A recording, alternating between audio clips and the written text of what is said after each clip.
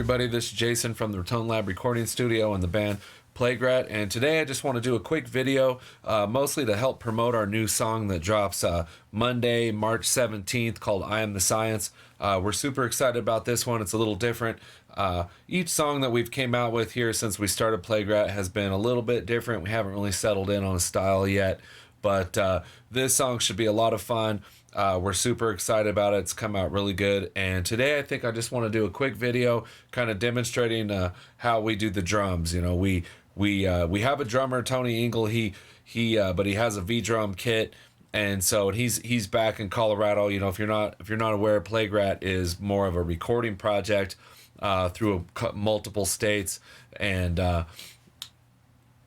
we change it up each time a little bit. Sometimes we'll program the drums. Usually we'll program the drums when we're writing, and then he'll kind of come back and actually play them out on the V drums. But either way, I wind up doing drum samples, and he uses Superior Drummer, and we've done a ton of things over the years where we used to use drum samples like Drumagog and different things. But now on this particular project, I use a lot of Easy Drummer, and I'm just going to go through the process.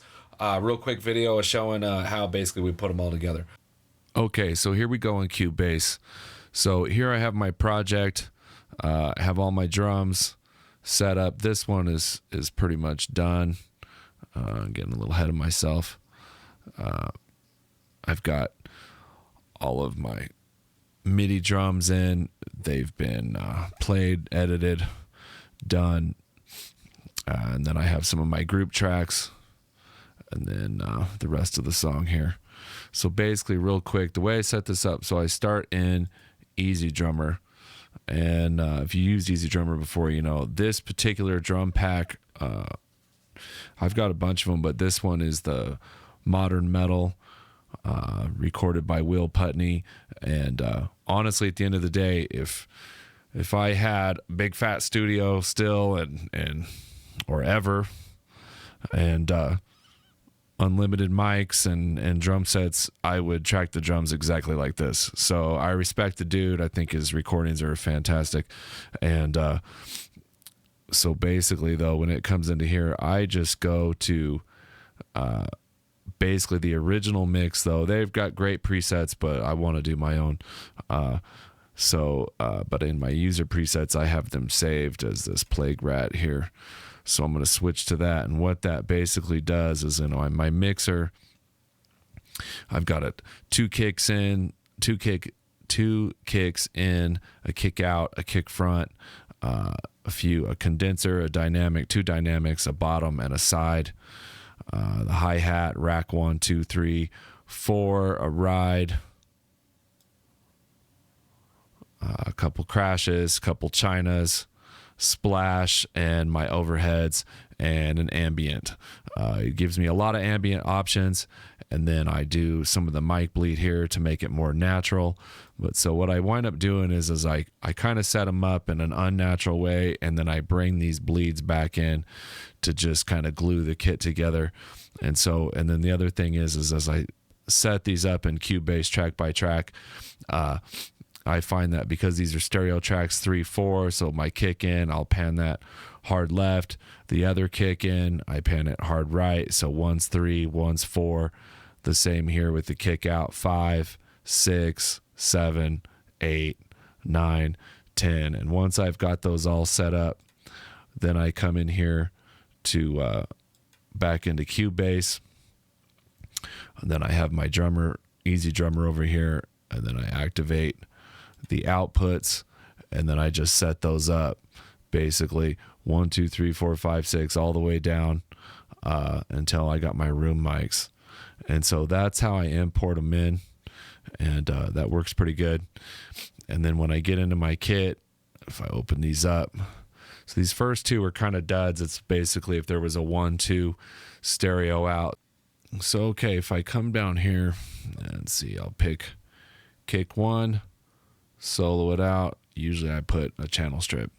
Like I said in a prior video, I love running through all the SSL channel strips, so pretty much I put one on every track. And when I go into my mixer, oh wow, that's going to be way too big. Let's see if I can shrink that down a little bit so that fits in the screen. There we go. So when I go into my mixer here,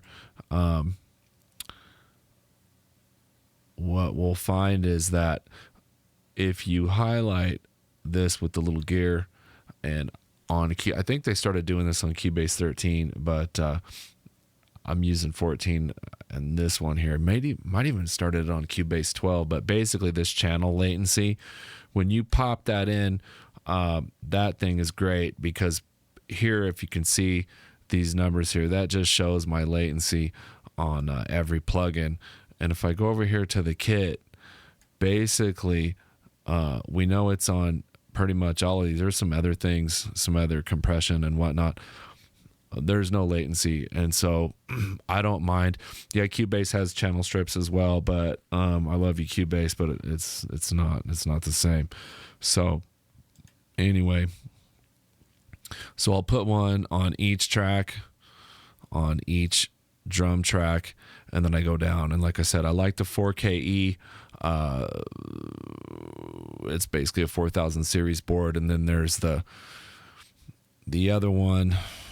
I'm drawing a blank here. When I go to just in EQ, yeah, the Natives channel strip too. That's basically like the 9000 series boards, and there's a ton of videos. Like if you're looking for a tutorial video, this isn't the spot. There's a ton of dudes way smarter than me that are making great videos and in depth on all this stuff, but they all have their places. I would say the channel strip 2 is more super clean, punchy, sounds great, but I personally, on my drums, I like going with the 4KE, just because I like having that. I like being able to change between orange and black.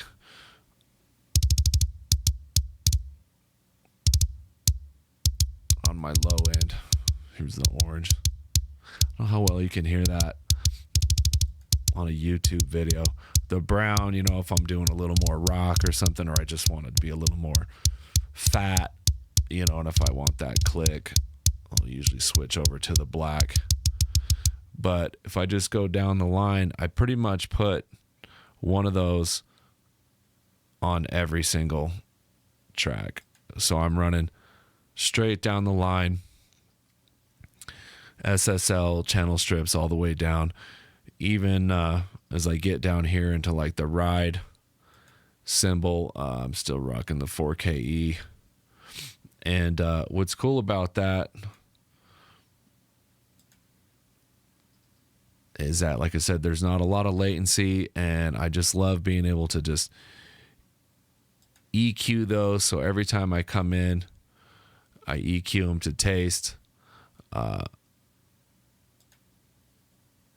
Little compression, and then from there I'll bounce them down into buses. So I have my rack bus, drum room, a kick-in bus. I have the front still separate, so I like to tweak those, and then they run back into the full kick bus, the snare, and then I actually do some brass, and then the shells. If I want to do like a drum crush side chain, you can sometimes put the whole kit on it, but I actually don't like the way that hits my cymbals. I want the cymbals and the kit together, but so I wind up doing that on the full kit as well. But I'll usually just put a drum crush here, and I'll scroll down here. I'm using the Blitzer for that. And I got to pull them into the screen. Sorry, I got a wide screen. I'm trying to make this video with like half of my screen, and so I'm used to everything all thrown up, all big. But anyways, so then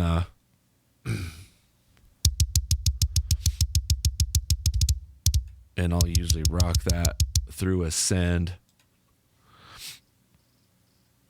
So if I kind of come back up here to my buses, that's a little bit.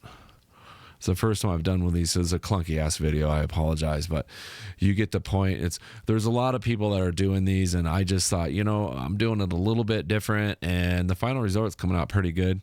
And like I said, each video I think I'll get a little better, but this one's still pretty rough. So then basically, in my shells bus, I'm just running into a send into that blitzer, which, by the way, the SSL blitzer is seriously freaking metal. That thing is amazing. And so that's kind of the majority of that. And so when I get my drums here, let's see where we're at.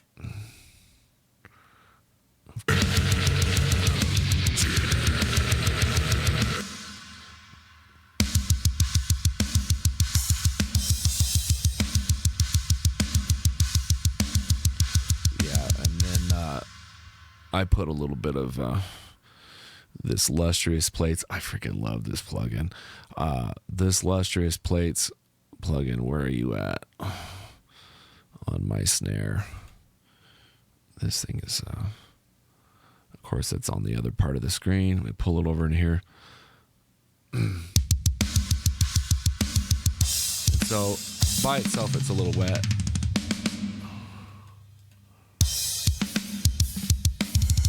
But it's like basically all based off of metal stuff, and I don't know, it's like steel, silver, chrome, gold, and these all sound freaking awesome. It just depends on how you want to use it, what your frequency is, what are you trying to reverberate, and then you've got your dampen time and then dispersion.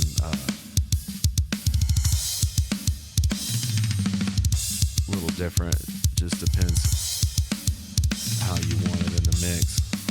Despair, the side of this that lingers there. I am the help you seek at night. With each dawn the demon. Let's mute the vocalist guy.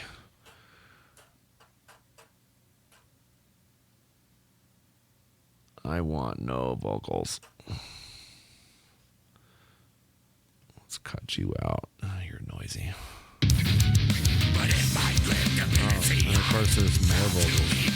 You too.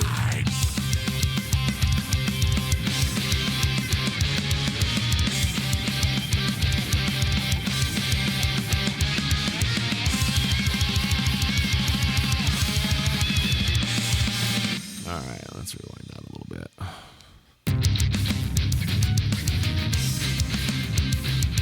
Let's go back a little further.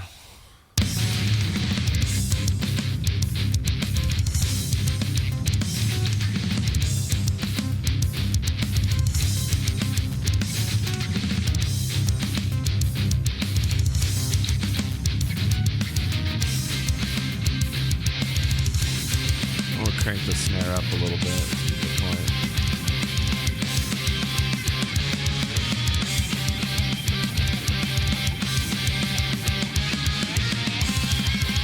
And so I usually throw a little bit of that on the snare and the toms. I usually use the same one. I have the same setting, but set them up a little different. So basically, I'm going from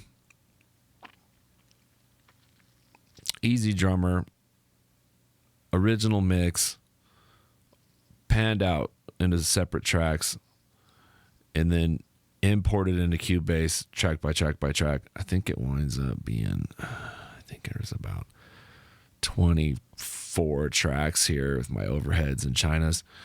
And then from there, they're all channel stripped and EQ'd and compressed slightly if necessary. But it's real light, like 2-to-1. I don't want to hit them. I just want to kind of take the edge off a little bit because they're coming in raw. And then from there, I go into my buses, and then on my buses I'll hit them a little heavy. Then usually I'll throw a little blitzer on there, a little blitzer, or maybe an API 2500. That one always smacks the drums pretty good on metal.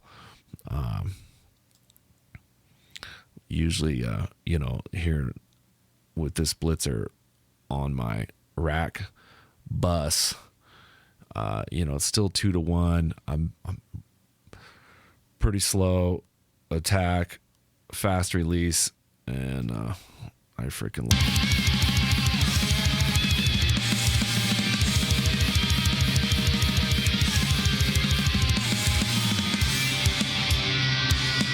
And then from there, I still bounce down to the full kit, and that way if I need to. And then on the final kit, I'll put a little bit of tape compression, tape saturation, whatever you want to call it.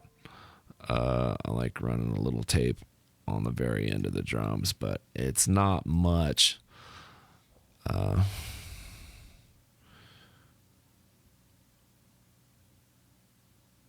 Yeah, I'm running the thicker tape.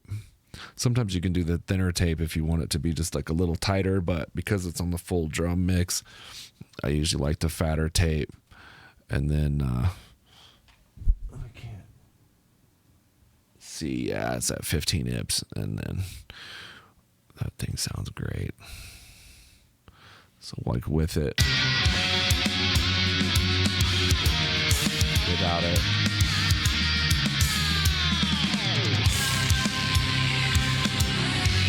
I got more vocals. There's lots of vocals in this song. I got broken mic, I've got female, I've got male, aggressive. There's a bunch. There's a lot. This song was tough, man. There is a lot going on. And it's the first time, I think, in my whole life of playing and recording metal that I just did this many synthesizers, and it was a challenging project, but I really enjoyed it, and I'm looking forward to it releasing this Monday, March 17th, 2025. It should be a lot of fun, and then we're making the video here for them too. And there'll probably be about a month or two after the song drops, I'll drop the video, and I'll probably make some videos on that too, as far as the whole process of converting some of the actual film that we do into AI stuff, and putting it all in DaVinci and putting it all. I stink at it. I am not good at making the music videos. It started out as just I wanted to record our songs, get them distributed on streaming services, and then I thought, well, YouTube's already putting your music up there. Let's do we'll do one of the lyric videos or something like that. And then as I just went down that rabbit hole and I started wanting to do images per verse of whatever I was saying, and ultimately it kind of led to these super crappy 1985 MTV videos. And as terrible as they are, I love them, and they're so much fun to do. So thank you for stopping in. That's kind of like a quick, sloppy freaking tour of how I did the drums here. I do the drums on Plague-Rat, but like I said, I'll continue to get better at these videos. Let me know what you think. If you've got any suggestions or any questions, feel free to hit me up, and stay tuned. We'll see. I still am nervous and clunky, but I think I'll get better as I go. So don't forget to check out the Plague-Rat YouTube channel. There should be there's 4 videos on there right now, and 5 is coming. And then the Tone Lab is always, I think this series, I'm going to call it Chillin in the Studio. And so we're going to hopefully be putting out more of those, and I'll get some friends in here to have some fun. So thanks again for stopping in. Take care.